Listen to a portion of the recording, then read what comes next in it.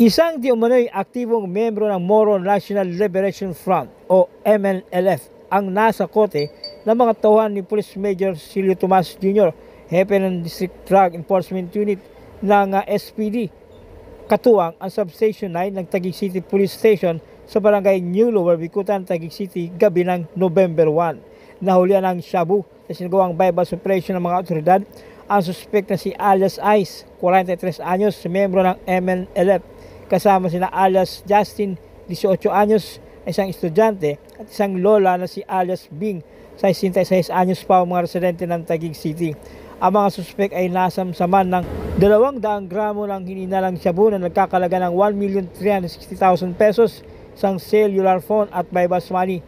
Ginawa ang inventory at marking sa mga nakumpiskang ebidensya sa mismong lugar kung saan nangyari ang bypass operation sa harap ng suspect at ng mga mandatory witnesses. Kinasuhan si Ice sa reklamong paglabag sa Section 5 ng RA 9165 o Comprehensive Dangerous Drugs, habang sa parehong paglabag naman ngunit Section 11 lamang sina Justin at Bing. Ikaw, Jomar Gintawan, Bilang Galing,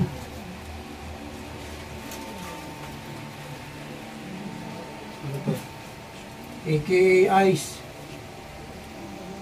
Justin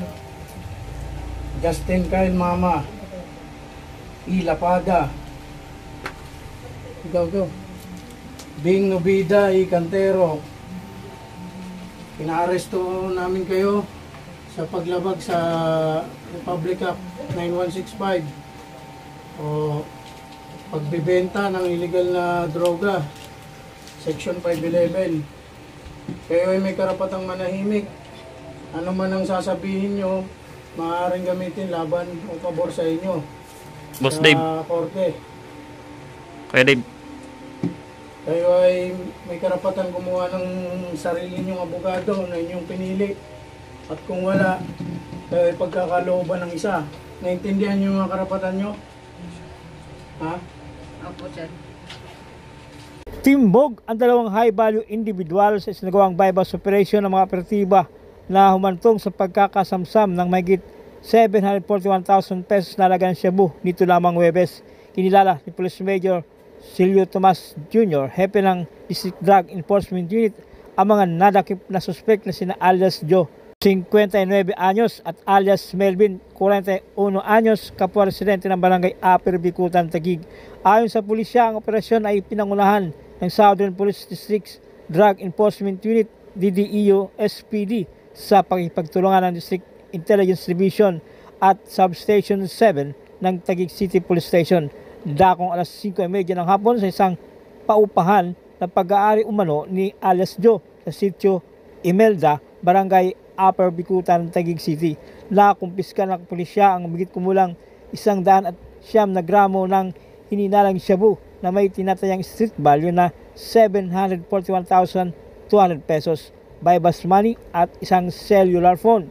Kinasuhan ng paglabag sa RA 9165 o mas kilala bilang Comprehensive Dangerous Drugs Act of 2002 ang mga suspect. Obito at Melvin, kayo ay aming inaaresto sa paglabag sa RA 9165, pag-iingat at pagbibenta ng illegal na droga. Kayo ay may karapatang manahimik at magsawalang kibo. Ano man ang inyong sasabihin ay maaaring gamitin o pabor laban sa inyo sa anumang hukuman. Kayo ay may karapatang kumuha ng tagapagtanggol na inyong pili. Kung wala kayong kakayanan, pagkakalubang kayo ng gobyerno. Kayo rin ay may karapatang kumuha ng doktor upang sumuri sa inyong kalusugan. Kung wala kayong kakayahan, pagkakalubang kayo ng gobyerno.